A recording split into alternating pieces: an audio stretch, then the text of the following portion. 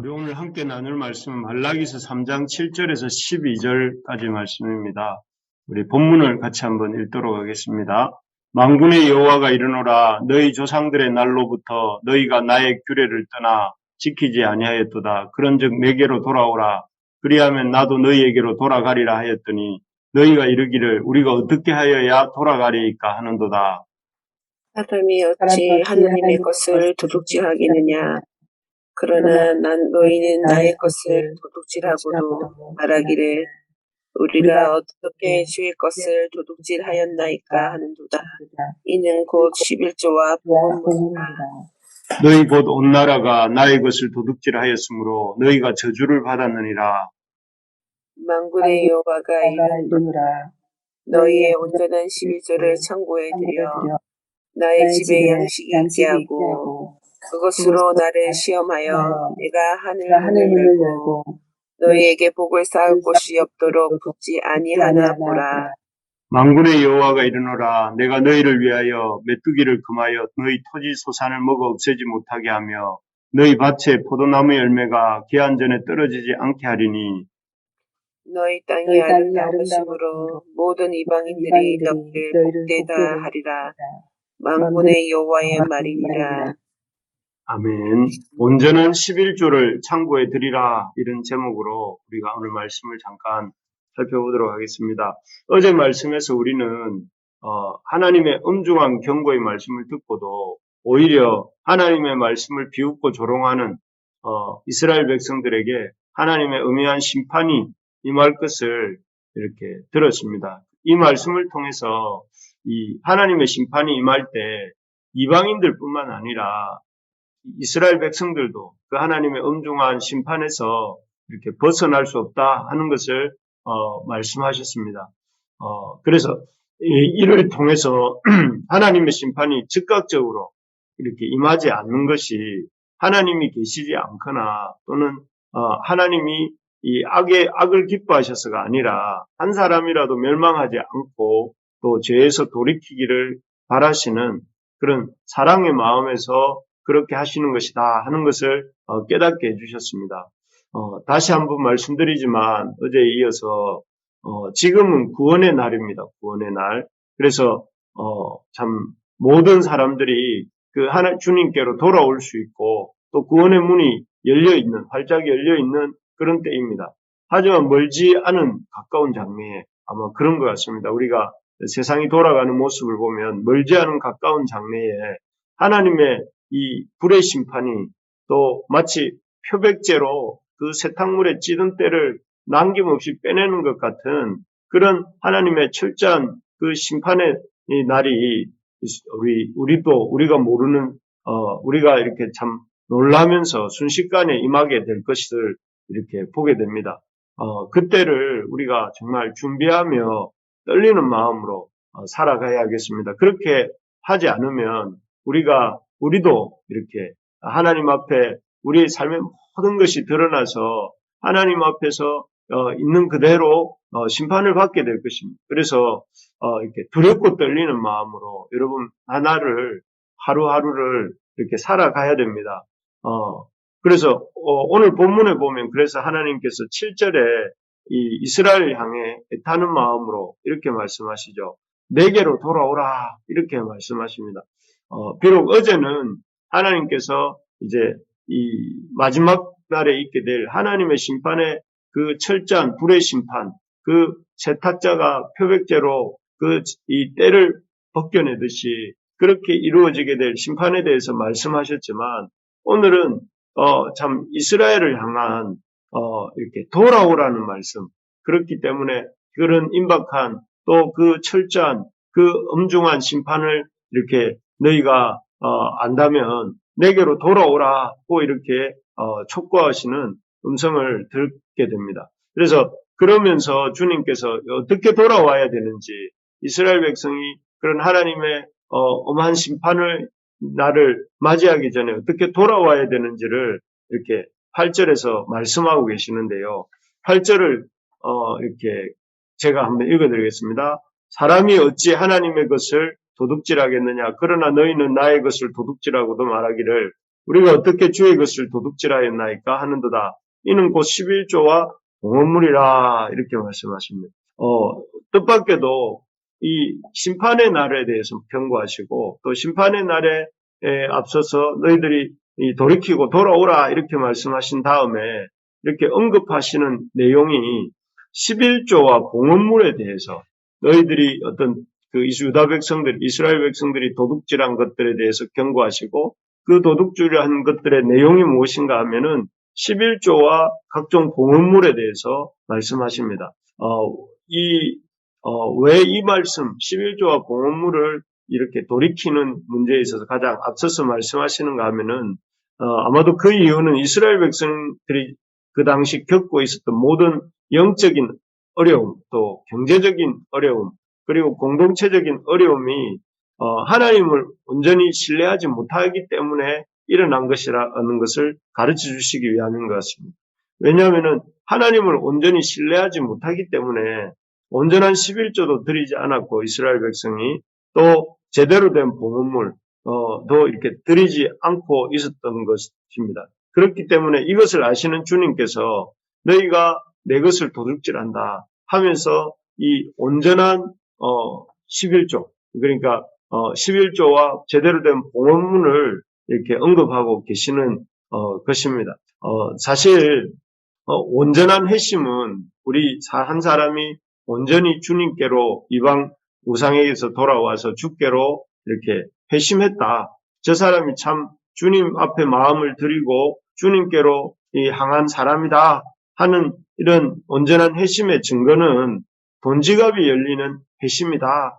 이렇게 어떤 목사님이 말씀하셨는데 그런 목사님의 말씀을 빌려오지 않더라도 하나님에 대해서 한 사람이 온전히 우상에게서 돌아서서 하나님을 주로 믿는 그런 믿음의 사람이 되었는지 아닌지를 판단하는 여부는 그 사람이 하나님께 온전한 11조를 드리고 있는가 또 제대로 된 봉헌물을 드리고 있는가 하는 것을 보면 알 수 있다 하는 것입니다.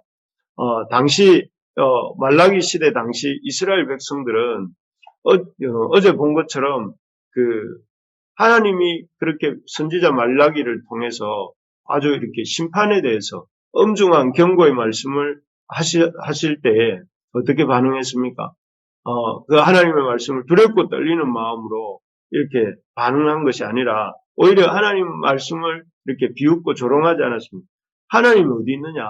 하나님은 악을 기뻐하신다. 오히려 악인들이 잘 된다. 이렇게 말을 하면서 아주 이렇게 하나님에 대한 신뢰와 하나님에 대한 경외심이 바닥에 떨어진 그런 영적으로 아주 이렇게 피폐해진 상태였습니다. 이렇게 영적으로 이렇게 메마르고 피폐해진 이 이스라엘 백성의 이 상태의 원인은 그들이 하나님을 신뢰하지 못하고 하나님께 된 제대로 된 11조를 드리지 않고 있기 때문이었던 것이죠. 그래서 사실 이 11조라는 것은 그 사람이 참으로 하나님을 신뢰하는지 아닌지 하나님을 정말로 믿는지 안 믿는지를 이렇게 보게 되는 이런 중요한 기준이 됩니다.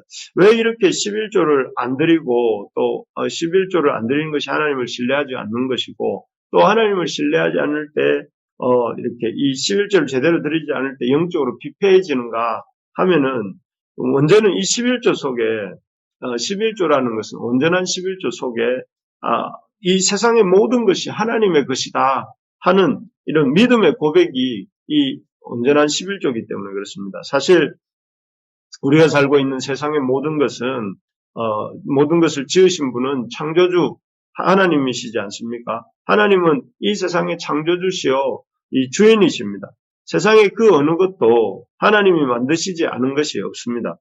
그렇지 않습니까? 하나님은 이 세상에 우리가 눈으로 보이는 이 모든 것들을 지으셨습니다. 그래서 참 이 하나님이 우리에게 주신 이 세상을 참 우리를 이렇게 우리를 세우셔서 이 세상 대리 통치자로 이 모든 세상의 만물을 다스리고 관리하도록 맡겨주셨습니다.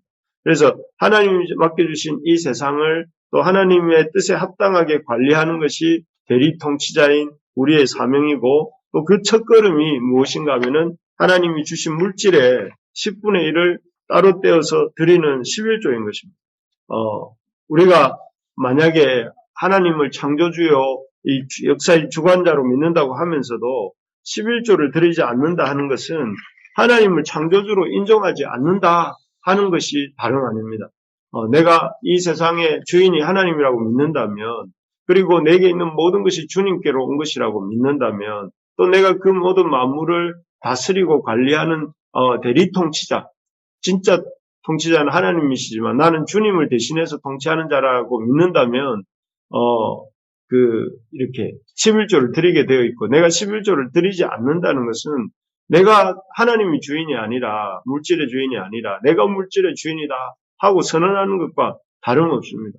마치 이것은 어떤 집에 새 들어온 세입자가 오히려 집주인을 내어 쫓으면서 내가 집주인이다 하고 하는 것과 다름없습니다. 11조를 드리지 않는 것은. 그래서 8절에는 하나님께서 이스라엘 백성들을 책망하시면서 이스라엘 백성이 11조와 봉헌물을 드리지 않는 행위를 마치 주인이 정해진 물건을 주인 몰래 도둑질해 가는 것과 같다. 주인이 따로 있는데 그 주인의 것을 몰래 훔쳐가는 것과 같은 일이 뭐냐면은 이 11조를 드리지 않는 것이다 하는 것이다. 이렇게 아주 직설적으로 표현하십니다.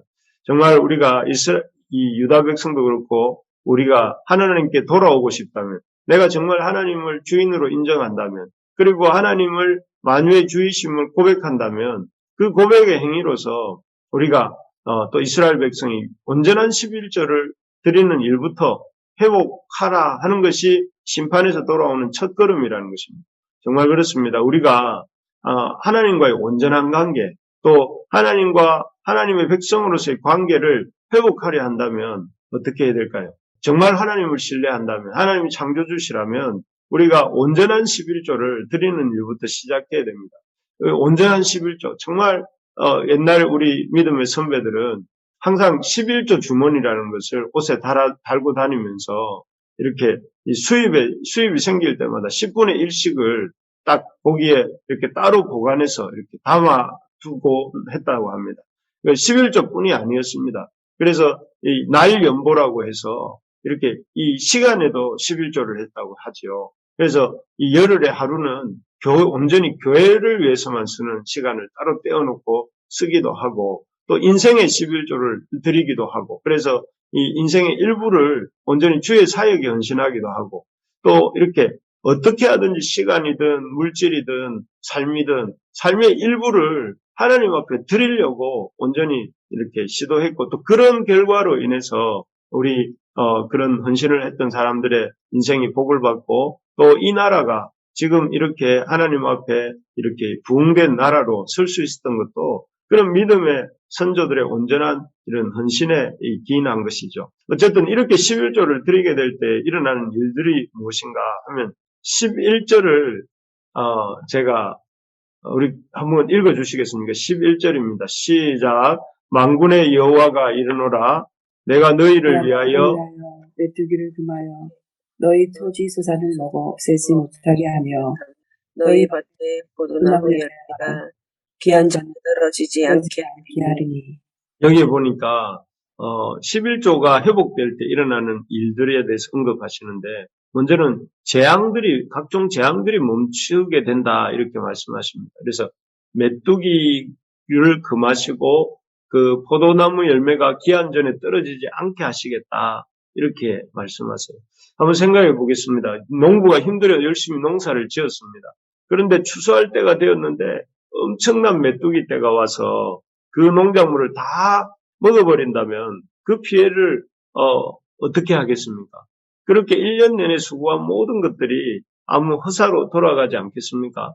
또 과수원을 하는 어떤 이가 포도농사를 지어서 수확을 할 때가 되었는데 갑자기 이 포도나무들이 병이 들어서 시들시들해져 버리고 다 떨어져 버린다면 얼마나 이렇게 허탄하겠습니까?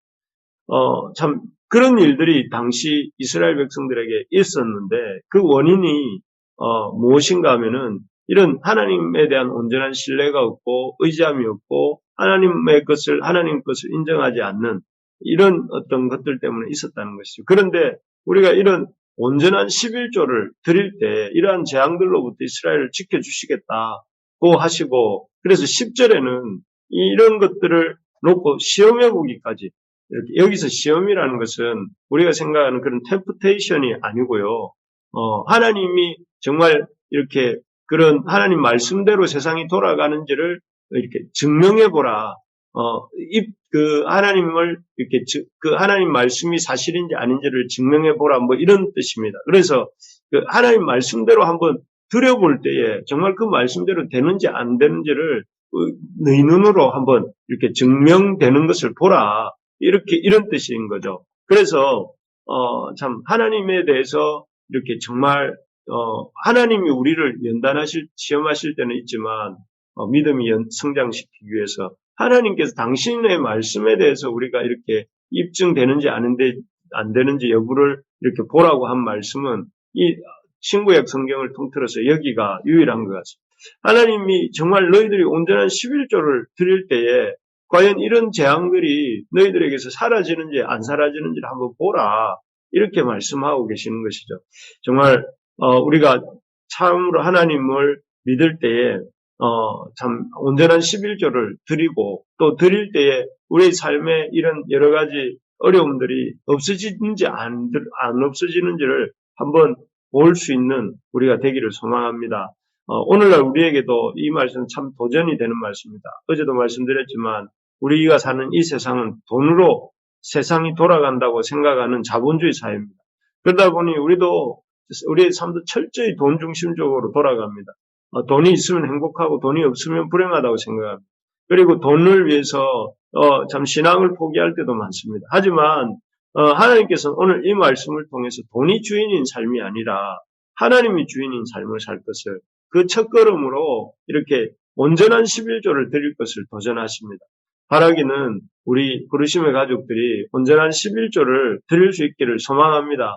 그래서 이렇게 이 물질부터 우리가 철저하게 주님 앞에 이 하나님 앞에 구별하여 드리는 우리가 될 수 있기를 소망합니다. 그래서 이 하나님이 역사의 주관자고 하나님이 우리 삶의 주인이시고 나는 그 하나님을 온전히 신뢰합니다 하는 이 참 믿음의 고백으로 또 신앙의 표현으로 우리가 이렇게 11조를 드릴 수 있기를 소망합니다. 그렇게 할 때 하나님께서 우리 부르심의 가족들의 삶 속에서 각종 재앙들이 또 이렇게 멈추고 또 우리 교회 공동체도 하나님께서 참 그 땅과 소산이 아름다워지게 해주시고 또 더 나아가서 하나님께 영광을 돌릴 수 있는 우리가 되게 해주실 줄로 믿습니다.